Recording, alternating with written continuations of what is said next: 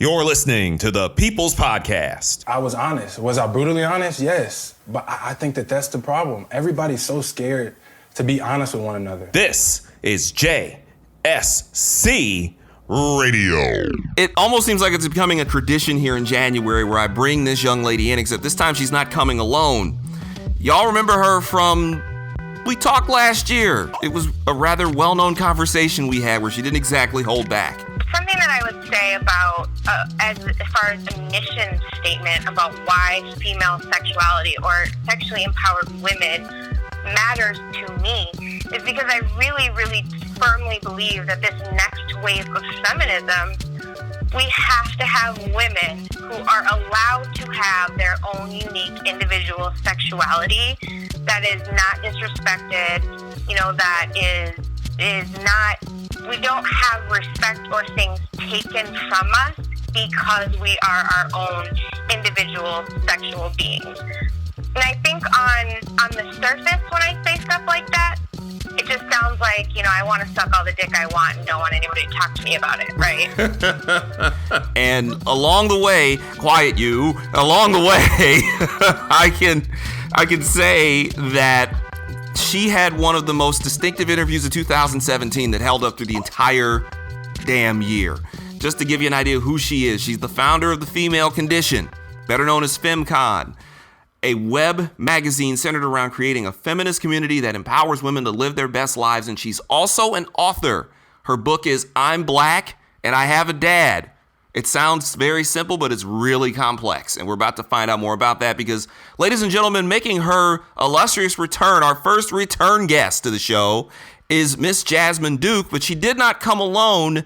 She brought the dad in the I'm Black and I Have a Dad with her, the distinguished Mr.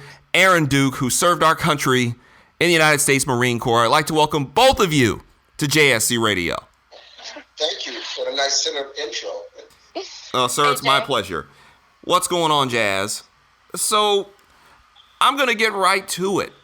What inspired you to write this book? And give me some insight. I mean, obviously people can get the book. You can go on Amazon.com, for example, to get this book. But people who haven't bought the book as of yet, give people some idea of the relationship with your dad and what inspired you to write this book. Yeah, absolutely. I think so. Well, first and foremost, I love my dad, which is probably a pretty core piece in writing a book about him. But beyond the pleasantries and the fun stories and the heartfelt, single dad-daughter story, I really think that it's important for us to start to change the narrative that we hear about Black families and Black men. As the title alludes to, I'm Black and I have a dad. I am Black and I have a dad. And we often hear a narrative about, Black men are thugs, they're criminals, they don't take care of, their kids. There's just these kids out here with no dads. But that's actually very far from the statistical truth of Black fathers. And so I really wanted to give something to the world to talk about what Black families really are, who Black people really are. There's a line in the book where I actually say that it is my hope that through reading the book, you get to see the Black man that I was born of through my eyes. And that was really what I was going for, is showing that very human, very positive side of being raised with a single Black father. Now, and I know in the book you describe how it came to be that you ended up with your dad, because it's so rare to see a father get custody of his daughter, get custody of his child. So in the book it described it pretty well, but I guess I can ask Mr. Duke this, is that for you on your end, what was that like for you in that time period where it's discussed in the book that there were issues with depression and Jazz talks about her maternal grandfather and everything. But for you, what was that like for you during that whole ordeal where you're not sure what's going to happen with your marriage, and now you've got this little girl here? What was that like for you? I would say it was probably a mix between the most horrific time in my life and the most rewarding, and I'll be more specific about that. I don't think any of us that that choose to get married to someone and believe we have found our soulmate and our life mate we don't plan to get divorced. So I did not plan for my marriage to Jasmine's mother to end, nor did I plan to. I didn't set out to be a single father. That was not the plan. So that was pretty scary when all that process was taking place. I was still in my 20s, pretty young. But when I say it was the best time, one thing that for me at least never changed, it was my desire to be not only an active participant in Jasmine's life, but to be that lead role. That was Jasmine wasn't an accident.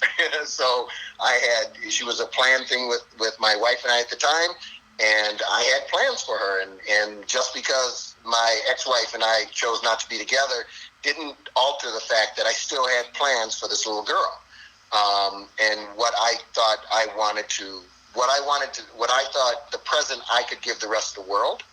And that never changed. But I will tell you, it was really scary. Oh, I'm sure it was. I think about it from, my experience was my mother was single for a few years before she remarried. And I was so little, I didn't know any of that was going on. I found out for years later how difficult that is. And now putting it on its ear and imagining what it's like for you to have it happen in that scenario, I can only imagine how difficult that was. And Jazz, if you want, obviously you wrote the book, but if you want to chime in, feel free. I know you told a lot of your story in the book about this, about how you two kind of grew together, essentially. I think the impressive part about what my dad did is that I never knew how hard it was. Like, as a child, I never knew it was as hard as it actually was, because I never felt unwanted. We were together every day. It was never a question, and it was never a problem. Sometimes I felt like it was a problem, to be honest, because I didn't always like being dragged around or chopping wood on my weekends. But for him, he was like, we're going to be together. This is me and you forever. And I was kind of like, hold up, when? Forever?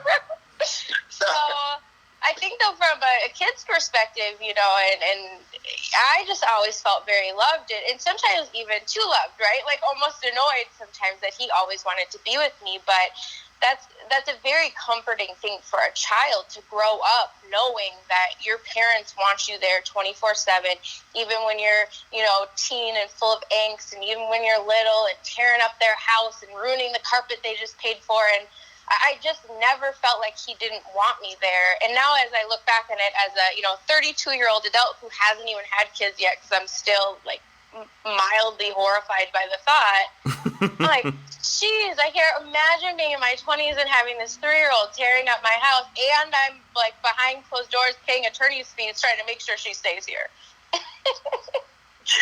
Yeah, I was asking for it, right? Begging, just begging. And now I think I was, as I was reading through this, and I was reading through the book and just the different story. It's funny you bring up the going out and chopping wood, because we're all Midwesterners here. You two are from Minnesota, I'm from Michigan, and we all kind of have that. It's a different vibe. It's a different kind of life living out in that part of the country. As I've tried to explain to people here in Philadelphia, it's being in Michigan is like I don't think y'all get it. And I've been to Minnesota a couple of times, and I know it's a different type of life there. She mentioned that people don't leave. It is very provincial in the Midwest. I was reading when you were telling the story about how you chose to go to Arizona State, and Mr. Duke, that was kind of your kind of pushing her to get out of the state and get away from Minnesota and kind of step out on her own. So let me back up just a little bit. I'll share this, and because I recently have had two other friends that I spend time with who recently had their first children, and I've had both of them kind of come to me on different occasions and say, what's the trick? How do you do it, and that kind of thing, because they're looking at my success story, which is Jasmine, and she is my success story. And I told them that there's 2 rules. Before I give the 2 rules, the first thing is everybody who gives you advice about child rearing is usually wrong. And the reason is and all those books and everything, great baseline, but it's wrong. And the reason it is because they're real people and they have personalities. So the two rules that I kind of did with Jasmine were number one is always be consistent with a kid, and number two is always make sure they understand how much they're loved and unconditionally loved. And it's the key there is that they get that, not that you just know it. But I also want to take just a moment to make sure I'm clear about something. Jasmine's written a book about, I'm Black and I have a dad. Okay, so that's the story of her journey with me. But the reality is that this wasn't something that I came up with. I had a dad. Both my parents, my mother and father, they are very active in my life today and always have been. And I have 12 siblings. So when you talk about, the Black experience, we were very much an inner city, welfare family in the early years of my life with all these kids, and it truly takes a village. And back then it did in our neighborhood. There, it was not unusual for a mom or dad down the street to chastise you or send you home to tell your parents something you did. So that's how it was. And I just want to take a second to say, I think it's one of the things we're missing today with our kids is that it takes a village philosophy. And it would be really nice if we could do things to get that back. But my parents were very involved and always had been. You talked about me being in my 20s and having Jasmine. And so I'll tell a very brief story here that I called my mother, 28 years old. I've got a 3-4-year-old daughter. I'm like 6 months into this. And all of a sudden I realized I don't know what the heck I'm doing. I'm going to ruin this child. So I had that moment of doubt, which if you know Jasmine, and Jasmine has a lot of my characteristics, for me to doubt myself doesn't happen very often. I'm one of those people that challenge myself often and drive for results on whatever it is I'm going to do. I always have a plan and I'm always working the plan. So for me to doubt myself is not something that I normally spend any time thinking about. But during this time, I was like, oh my gosh, I'm going to ruin this poor child because I don't have a clue what I'm doing. And I called my mother. And literally, 28-year-old man, and I'm in tears on the phone talking to her, telling her, Mom, it was the right thing to do, but what do I do now? And I remember here's what her reaction was. Her reaction was she started to laugh at me. Oh, wow. And right, that was my reaction. My reaction was, oh my gosh, she's laughing at me when I'm burying my soul. I'm a grown man. Not only a grown man, I'm a grown Black man. So we don't show them. And I come from a family where you don't do that. So I'm sitting there going, wow, you caught me in this, one of half dozen times in my life where something like this has where I've shown some emotion, and you're laughing at me. And the way she approached it when she started laughing at me, it disarmed me in such a way that I then started to laugh. And that's when my mother shared with me her feelings about me and me as a man. And I remember it being one of the first conversations where I've ever had with my mom, where she's talked to me about her pride in me and the things that I've done as a man that she appreciated. Certainly doesn't mean that I don't make mistakes, make them all the time.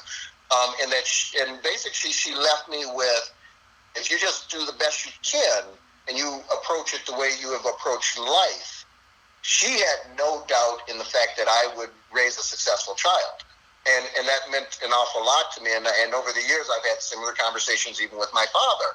So, so I'm going to stop talking now, but I just wanted to lay that foundation to people to know that, it's not a job I did by myself. I had a support structure in place. I have a loving family that was there for me and helped me with Jasmine. And I had all those doubts that we all have about, dude, what the heck did I get myself into? But ultimately, if you have a plan and work the plan and keep fighting the good fight every day, it does work out. How much of an influence did being in the Marine Corps have on your attitude? So yes, I mean, nowadays people talk a lot about being a vet and that kind of thing. I don't know that my Marine Corps experience had a whole lot to do with my the way I raised Jasmine, and I'm going to elaborate on that a little bit. I was raised in a household with a father who was very militant. My dad, he ran the house with an iron fist, and we were taught to respect ourselves and to respect others, and to not half-ass do anything. And that started at an early age, and that was my dad. So when Jasmine talks about splitting firewood, those are direct results of my father's influence on me as a youngster and coming up, teaching us how to build, how to do carpentry work, how to do concrete work, how to fend for ourselves. And one of the things that Jasmine to this day still teases me about is she likes to rub it in that she will not do any of the maintenance work on her own vehicle. Not a thing. And it's not because she doesn't know how. I made sure she knew how to change a flat tire. I made sure she knew how to check her fluids. I made sure she could do those basic things. Because as a parent, it's part of my job is to make sure that my kids, I have been not only exposed to as much as I can expose them to, but have the skills to do the things in life that they need to do. Now, whether they choose to ever do them or not is a different, and that's what I've explained to Jasmine. I don't care whether she ever touches her car, ever. But it's not because she can't. It's because she chooses to do something different with her life. And she can afford to because she's positioned herself to be able to afford to do those kinds of things. Exactly. Those are always the rules. I think that's a really important point. As you mentioned earlier, Jay, I am the founder of The Female Condition, which is a web magazine really about women rising. And, I wrote this book about, just having this black dad and changing this narrative, but I also think there's a very deeply feminist vibe about this book. And it's because I was very much raised to be a feminist. And it's not because my dad ever said, hey, feminist, you over here, you love women's rights. It's because he raised me to have all the opportunities as if I was a son. And not only just the opportunities for education to do things, but also he was very firm with me that I would know how to do everything. And, it's arguable whether you need to know how to lay concrete and put up sheetrock. But I know how to do it. And that was always the point is, you're going to know how to do these things because you're going to know how to build a life that you want. And if you don't want to do things like your own car maintenance, then my suggestion would be that you get yourself into a position where you can financially afford to have other people do that for you. And I think that lesson for me started very young. And so by the time I got into the adult world, it was really easy for me to kind of transition to the okay, you either got to do stuff or you got to afford for other people to do it for you. How much money do I need to not do this anymore? I mean, and I get that. I was actually, there's a young lady that I mentor and I mess with her about this, is that she reminds me a lot of you, honestly, Jasmine, is that it's like she can do anything. She just chooses not to do certain things. We live out here I'm out here in Philadelphia. She lives over in New Jersey on the other side. In New Jersey, they don't pump their own gas. They don't get out of the car. They don't pump their own gas. It's full service in New Jersey. You come over to Pennsylvania, you got to get out and pump your gas like, the rest of us do. But she finds ways to get people to pump her gas for her. And I laughed at her about this. She says, hey, just because I am a feminist, I can do it. I choose not to. And I'm able to get capable. Let me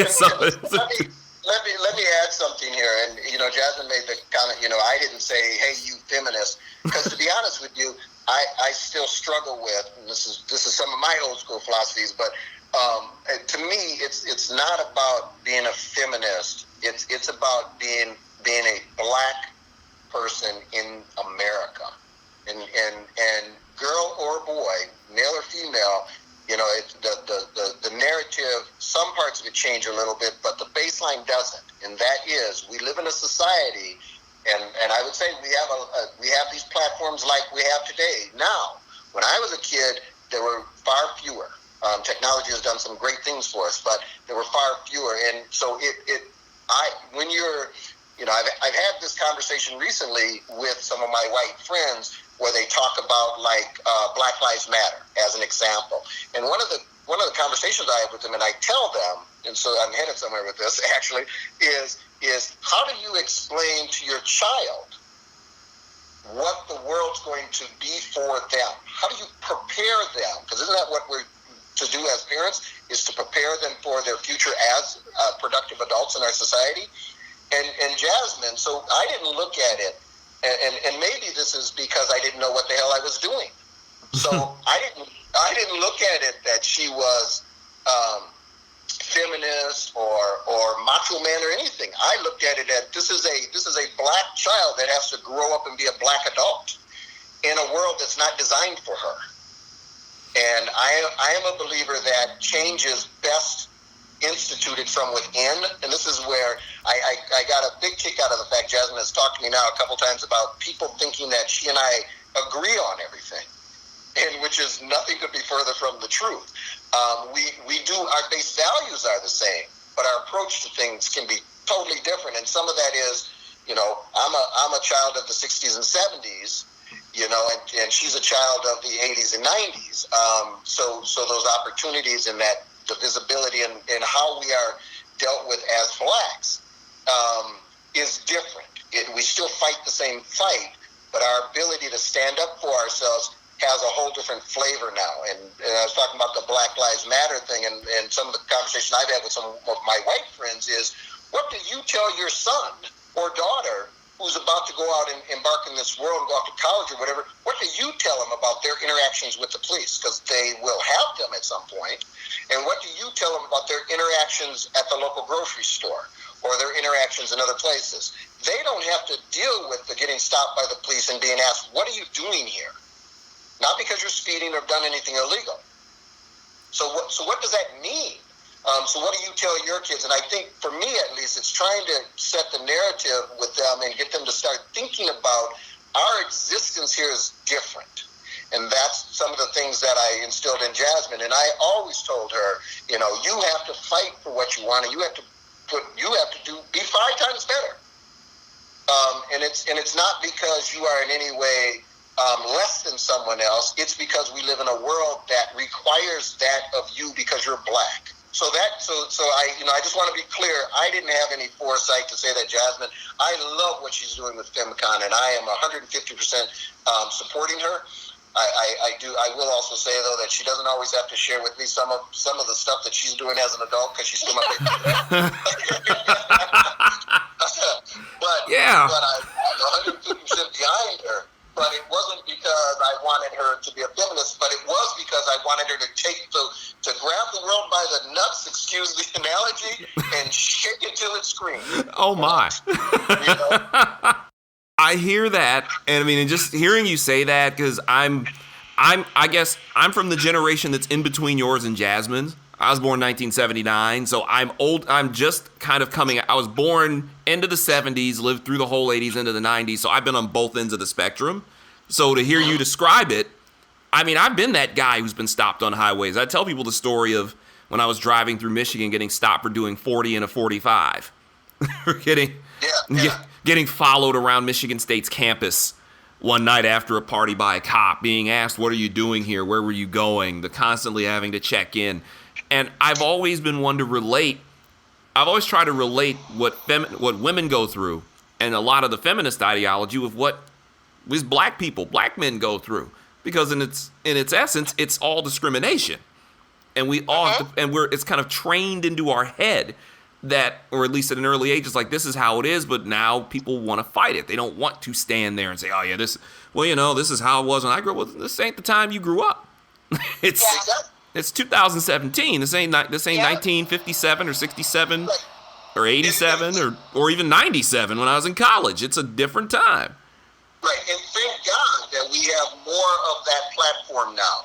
Where back in the day with Martin Luther King and Farrakhan and others that preceded us, they did their level best to get the message out. And they did it through rallies and walks and the like. Now we have the benefit of technology. The difference between the Black Lives Matter movement, which by the way is not new, but the difference between it today and 10, 15, 20 years ago is because of technology, you now get to see the young black man who's sitting in the park playing because he's a 12-year-old kid, and the cop pulling up and not even getting out of the car and shooting him from the window. Or the guy that gets pulled over because he's selling cigarettes and 6 cops beat him and kill him on the ground in front of you. You now get that visual, we get to now see that visual.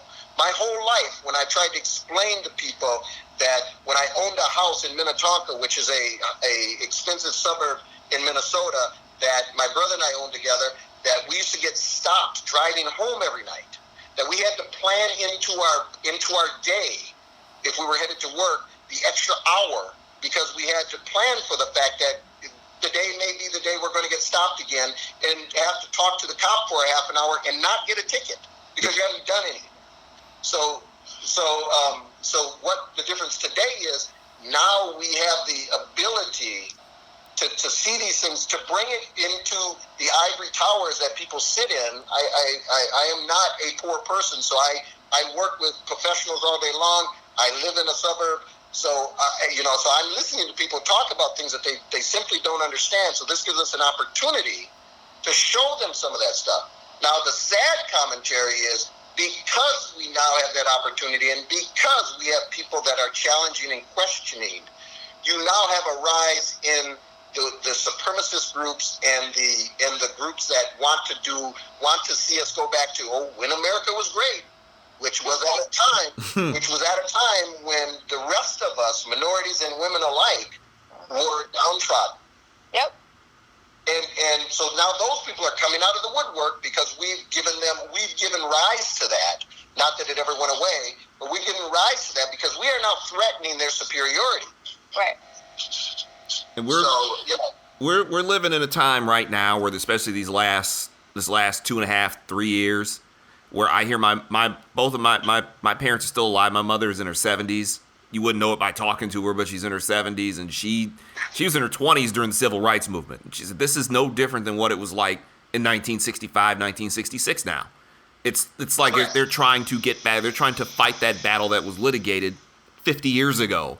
They're refighting it now, and there are people who either are ignorant to history or they didn't like how history panned out, so they want to make a change. And they want to take it out on black people. They want to take it out on women. They want to take it out on brown people. They want to go after everybody who's not really old and white, because it's just how it works. Yeah, and for those who are listening for the first time, yes, we get real.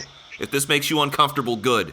So it's supposed to. It's supposed to. It's not. It don't feel good. It's not supposed to feel good. And this is interesting. Change doesn't always feel good. Jay, I'll tell you a recent thing that just happened to me. This week, a woman at my job said to me that I thought we had ended the racial issues when we put Barack Obama in the White House. Oh boy. Because people legit believe that. So people actually, and she honestly believed it. And my response to her was, you should talk to some more people. You know what I'm saying? Because you have to remember, if you don't have that experience, if the only black people you know, this is as crazy as Donald Trump saying that he loves the Mexicans and the Hispanics, and lots of them work for him. Well, since when when you go into your job in corporate America, does the CIO or CEO of the company come by your desk and talk to you? Or if you're the janitor, talk to you other than to say good evening on his way out? If that. Yeah, it's a ridiculous conversation to have. And it is part of what, if you don't know, and I think this is why it is so important, especially in a day and age where we can, throw up websites in 5 minutes, where we can get on social and spread a message to, potentially millions of people very quickly, is to start to give people opportunities to meet people that they don't see. Because I think a lot of that is, if you live in predominantly white areas and you never really met a Muslim person or a black person or anybody, right? It's easy for you to get inundated with this idea that those people are bad, those people are wrong, and to carry that, right? Or to have just idiotic beliefs like having one black man rise means that, all the blacks in the nation are cool now. Like, what? Well, and I correlate that to some of my own experiences, and I had the most recent one was actually during Jasmine's graduation party, where I had a conversation with one of the other parents who happened to be white, who actually we spent some time talking, and he was explaining to me why we should kill all gang members and none of them are redeemable. And when we walked that into, well, what about if his 15-year-old stole the car? What should the outcome of that be? Well, that was different, and it actually got to a point he was being so offensive unintentionally that I said to him, I kept having to remind him that I'm black, and his response, meaning no offense, was, "I'm one of the good ones." Oh boy. Oh, Yeah. but That's but fun. That's real. And I've heard that a few times, actually. Yeah, I had to end up asking him to leave my house, but and explaining that he was being offensive because he didn't get it, and that's one of the problems with our entitlement society today. Yeah. Is that it allows people like that who in a lot of cases, because of their lack of exposure, if you will, have these thoughts running through their mind. But it's called self-segregation. That was the goal of segregation in the first place. If I keep you away from them, then I can tell the story. Everywhere from blacks aren't smart enough, we have tales. We're descendants from the apes in the trees. All of those stories I can tell you if your only exposure to them is what I tell you. It's the same thing when you watch the TV, when you watch the news. If it's a black suspect, the first thing they say is black male. If it's a white suspect, the first thing you hear is the incident, and then they follow it up with, and this is who the police is looking for, someone that looks like this. So it sets that tone and that narrative that black means bad and black male means criminal, and they've done that forever. And so if I keep you guys away from them, and that's why people like me get to be touted as the potentially one of the good ones. But what the hell does that mean? We know what that means. That's a dog whistle. That's a dog whistle for you guys are less than, but we're going to let you, this one, in the back door. Yeah, and it's the same thing. The women follow get the same thing in a. It's the same stuff. It's the same dog whistle. It's the you can't run the corporation. We watched it with Hillary Clinton running for president. What we heard is because she was a woman, she couldn't have her finger on the trigger of the nuclear devices because she might be at that time of the month. Oh boy! And heaven forbid. And instead we have this crazy man in there. Right. It's. I swear it's like listening to this. It's like essentially it's like reading the book again. I'm talking to Jazmine Duke, the author of I'm Black and I Have a Dad, and her dad, Aaron Duke. We're both here on JSC Radio, and you bring up the race thing. And growing up, I grew up in Michigan. I grew up in Detroit, heavily black. At the time I'm growing up in Detroit in the 80s, Detroit was about 85% black. You pretty much didn't have a whole lot of diversity on the other end. So for me, I was always around black people. It didn't hit me in terms of race. Really didn't hit me until I got to college, and I'm up there, and suddenly we're 20% of the school population in East Lansing. Being in Minnesota, what was it like? And I've noticed that this point was made a few times in the book, and both of you can feel free to chime in on this. What was it like with Jasmine being the product of an interracial relationship? I mean, yeah, obviously. To black folks know black people when we see them. It don't make a difference how dark or light you are. Jasmine, you weren't fooling me. I know you're black as soon as I see you. But what is that like in a place like that part of Minnesota where you have not a lot of us, and I know there's this humorous story of the basketball game and you're cheerleading, but what is that like? What was that like there with Jasmine being the product of a interracial relationship in an area that doesn't seem like it was that progressive at the time? I think that's biracial identity in itself is just multi-layered and complex. At the time where we were living in Minnesota, where my dad still resides, Blaine, Minnesota, was predominantly white. It's actually, I don't believe it's predominantly white anymore. It's my little brother is actually at the high school that I went to right now, and I feel like there's a lot more kids of color there today than there were when I was there. There are, but it's still predominantly white. But it's not like when we moved out here. No, we were the only ones basically. Yeah. But go ahead, Jasmine. I'll let you finish and then I'll say. I think for me, growing up and trying to understand biracial identity is very challenging. Because I grew up in a household where both my mother and my father told me, like, you're black.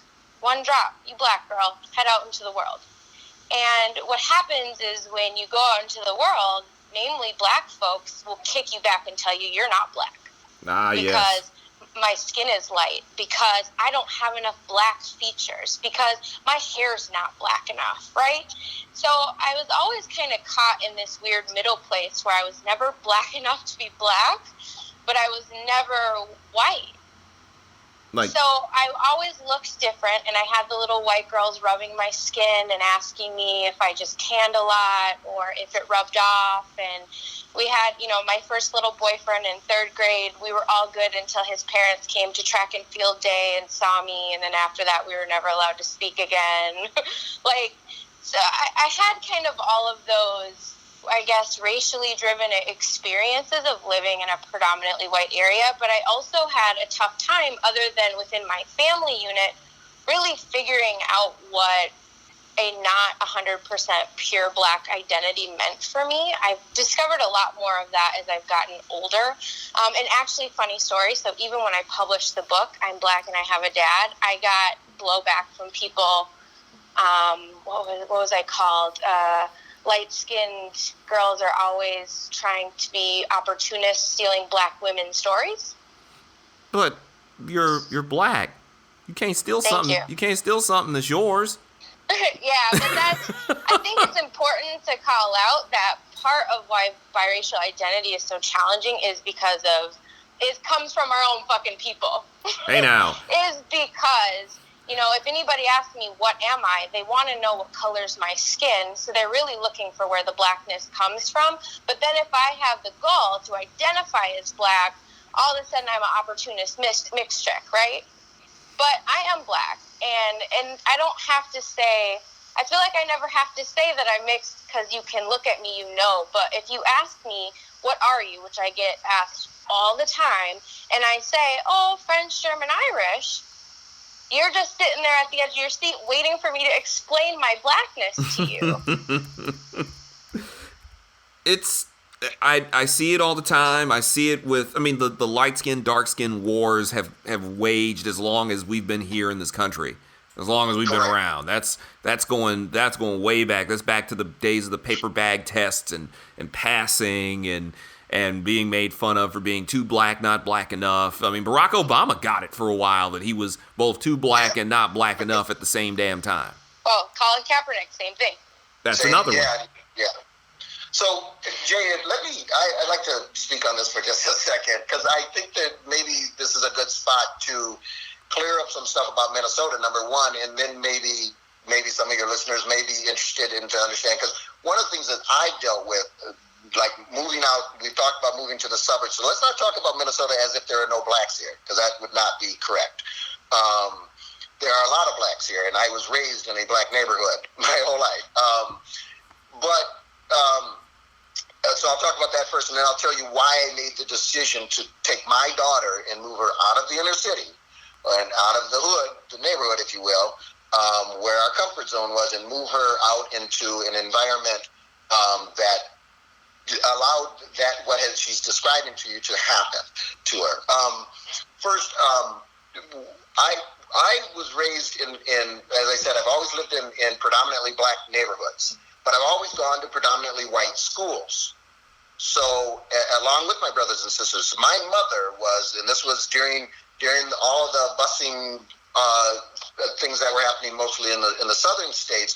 My mother actually went and petitioned the school board so that her kids in the neighborhood we grew up in, there was the black elementary school and junior high and high school, and she petitioned the school district so that she could take her kids across University Avenue, basically, into the white neighborhood to the white school. And they did everything to stop her, but she got permission. And what they wouldn't do is they wouldn't actually physically come get us. So we used to walk, 2 miles to school through the white neighborhood to go there. And I tell this story because it may answer some of the potential questions about why I made some of the decisions that I made. So I've always had a black identity. I've always made sure my kids have a black identity. But it's about being double conscious, and it's about being in an environment that isn't designed for you. You got to learn how to navigate it to have any success, and that was my mother's belief, and still is. And so that's what she did with and for her kids. So what I did when I had Jasmine, and we actually were living, in the city, but in the outskirts a little bit, and I made the decision to move a little further out, get a few acres of land, and I'm not far. I'm 20 miles from either one of the downtowns. But I knew I was coming to a place where she would not see people that looked like her, or many of them. I also believe your racial identity is taught to you at home. No different than the Italians do or the Irish do when they teach what it's like to be in Ireland, or they teach the Sicilian way or whatever. Those things are taught at home. So I believe that Jasmine's blackness comes from her family and comes from home. Primarily, that's our responsibility. And this is just the long and short of it.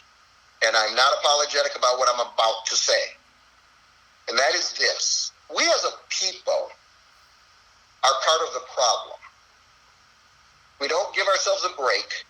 We don't give others of us a break. We sign up for, because we've been taught to, by the way, so we sign up for the narrative. We become our own worst enemies. And here's what I remember as a teen. What I remembered is we moved to Maplewood, which is a first-tier suburb, predominantly white, but we lived in a 3-block radius that was all black. And the white folks called it Nigger Island. That's where the blacks were. And we'd go to school and never got invited to anything. And I was a little bit of an exception to that, my brothers and I, because we were athletes. So we got invited to certain kinds of things. But we had to deal with friends, like Jasmine talked about, that all of a sudden you get into high school, they don't talk to you anymore. But here's the upside, and here's what I remember. So we spent all our weekends, and anytime we could, we'd go right back to the hood, because that's where our friends were, and that's where we were accepted. But here's what I remember. I remember the conversations, and I remember people in high school and that talking about what girl was pregnant, or who was going to do this kind of dirt, or that kind of dirt, or that kind of hustling sort of thing that we tend to do to ourselves.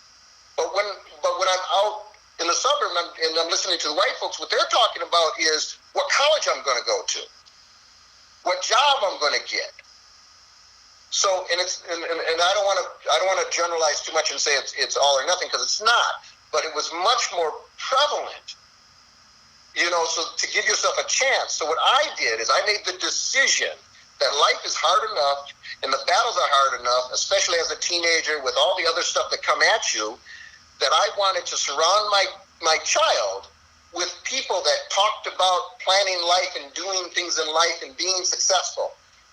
So another one of those tidbits is, if you want to do something, you surround yourself by people who are either doing it, have done it, or trying to do it.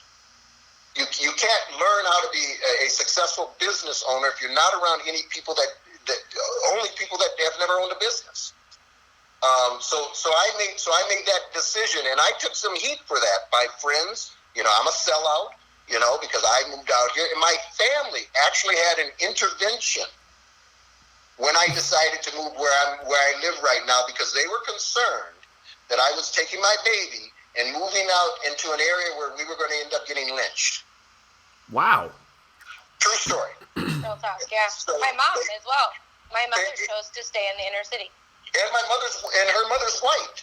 But she was so concerned, she actually took me to court to get custody. And her reasoning was, I was not, you're going to love this. This was a white woman taking me to court, a black man. And her reasoning was, I was not teaching my daughter her racial identity. By moving out to the suburbs to get out of the inner city to have a shot at a better life or better situation. Right. Well, an education. education, right? I mean, he took me out of the inner city, but he also sent me to, very expensive private schools. I mean, the level of education that I received was also top tier. So it wasn't just about moving us out of the neighborhood. It was also about just opening opportunities, right? I never had to work in high school because school was my job. The schools that I went to were some of the best rated in the state, so I was ready for college. Like, it's all really, it was a very well thought out plan to give me the skills I needed. Yeah, and when she says that school was her job, that's actually true. And we sat down and had that conversation. I'm a firm believer in you set expectations early and often. So it was, you don't have to go work at McDonald's because I'm going to give you your little pocket money and stuff. But the flip side of that is you better not bring no report card here that has less than an A on it. Which was a hard lesson for both of us when it came to math. Yeah. But now if you've got a problem like math, like she brought up, what did Dad do? Dad went and got her a tutor. 3 days a week. It was brutal. To make sure that she can make that up. So it's not about a free ride. It's about, those are the things that I felt as a parent, if I could give them to her, which meant I did without things. I didn't drive a brand new vehicle, because I'm not rich, but I do fine. And there were, Jasmine talks about we did how much we did and everything, but the reality is she doesn't know that for months upon months we ate hamburger helper and mac and cheese and ramen noodles because that's all Dad could afford, Oh, yeah. She wasn't supposed to know those things, and she alludes to that in the book. Some of the issues we had with her mother who got sick, but there was a lot of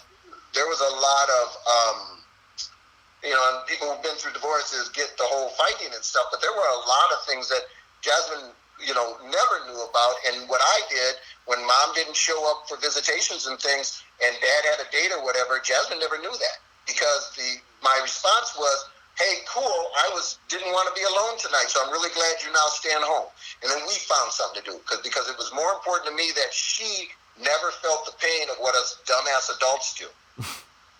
It's funny that you bring that up because I mentioned my mother was divorced. I mean, most people don't know that when I talk about my dad, he's technically my stepdad. He's the one I've always known. But I didn't know we were struggling. I didn't figure out that my mother and I were struggling until I was in my 20s. I said, wait a minute. Instead of having a bottle of orange juice, you had a can that had a white label and it just had like a cartoon orange on it. That was our orange juice. We had the government cheese. We were dealing with it. And this is Detroit, early 80s. So I'm having to use my brain here. Like this is about 1982, 83, 84 in Detroit, struggling. My mother's teaching and she's trying to take care of all this and babysitting, and my aunt is watching me and all this. It's like that's real. That's real. And you went through all that and you raised a hell of a daughter. You did. Jazz, I ain't saying nothing I haven't already told you. So this is nothing new here. I will say this, and you brought this up as maybe this might be the thing that we kind of close this out on. The last time Jazz was on here, it was one of the more notorious shows because next to a show I did in September of 2016, it was by far the most graphic show we did. It was very graphic. So Jazz does not hesitate to talk about anything, especially dealing with women. Not even to me. Not even you.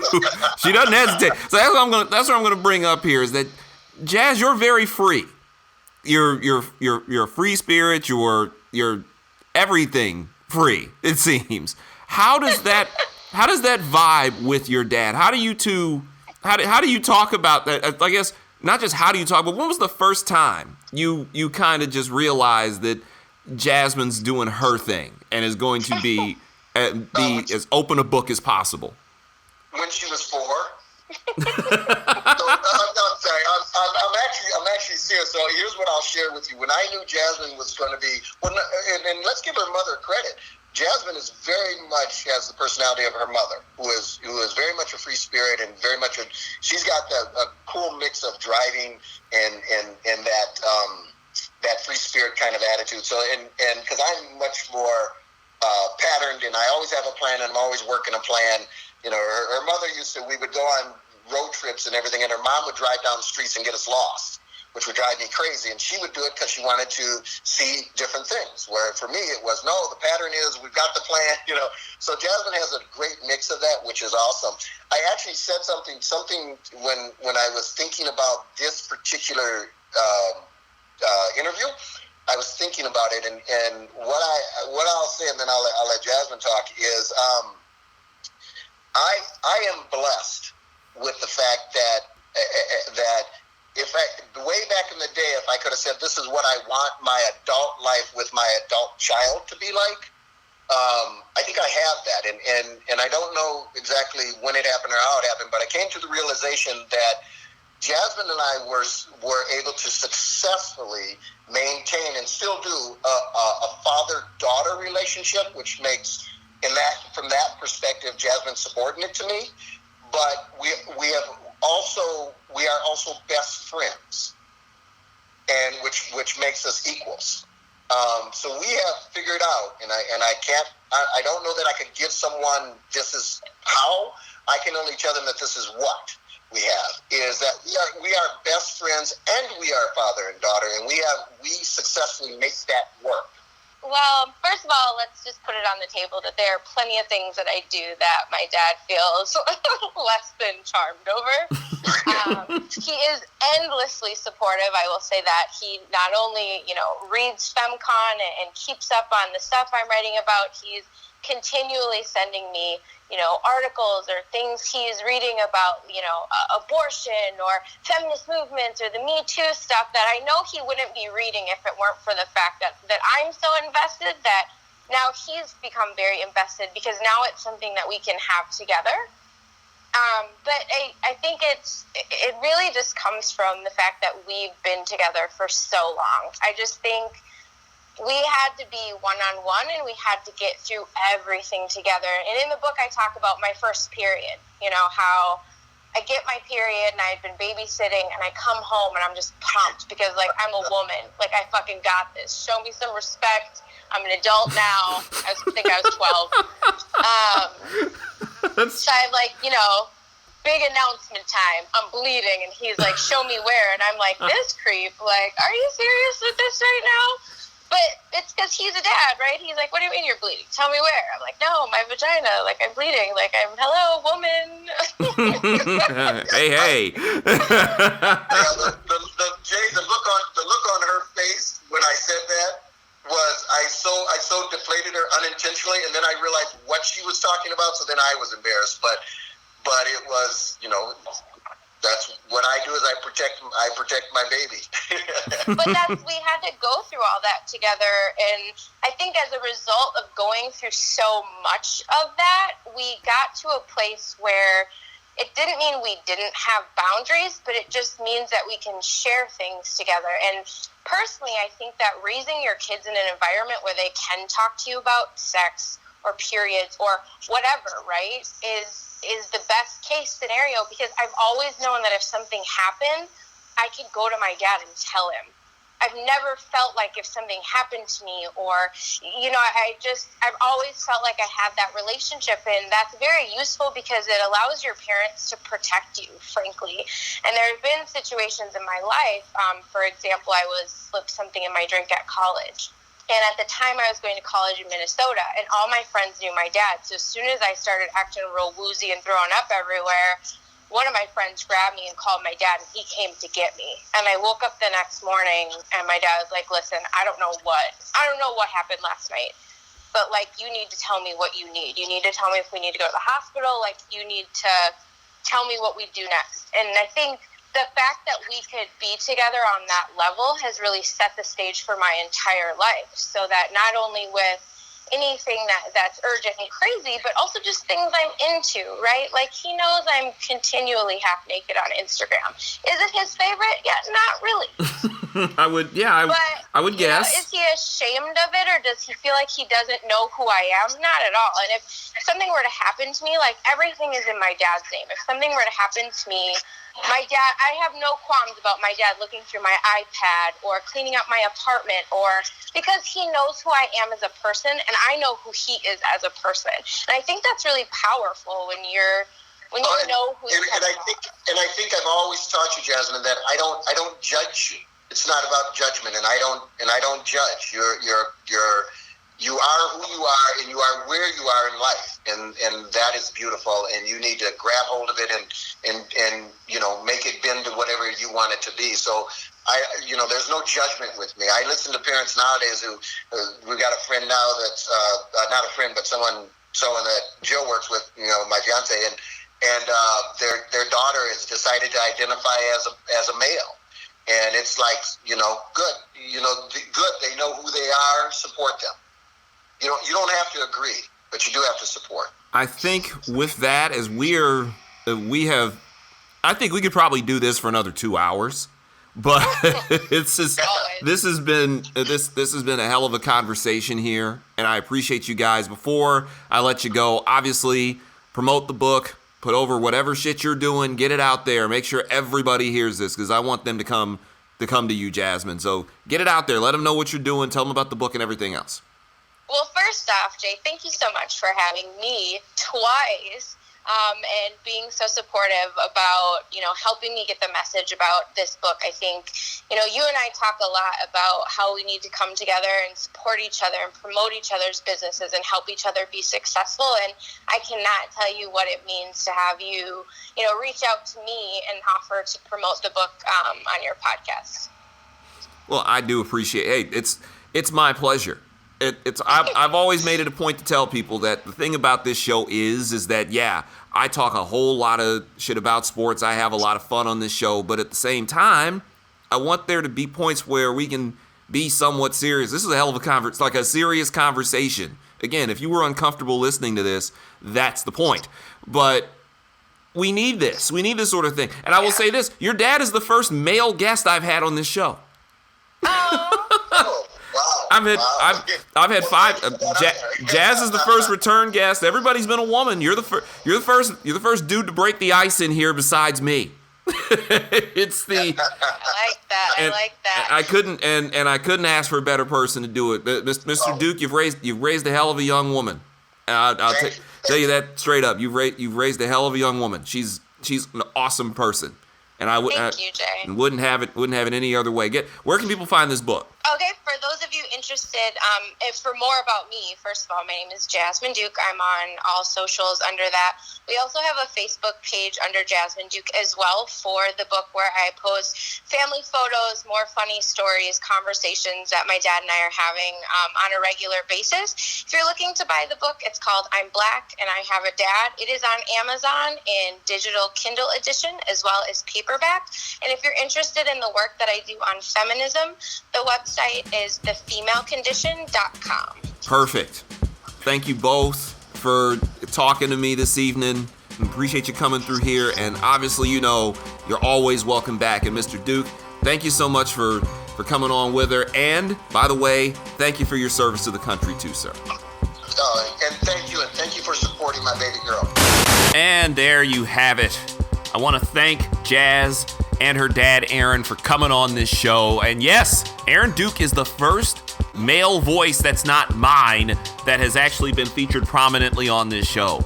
That's some progress for you. I'll say that much, but I couldn't ask for a better guy to be the first dude to make his guest appearance here on the show. I want to thank each and every one of you once again for supporting me and supporting the show. My name is J. Scott Smith, and I'm telling you to take care of yourself. God bless. Always dare to be different. Always have your pets spayed or neutered. Remember to adopt and not buy. And we are out of here. Until next time, goodbye, everybody.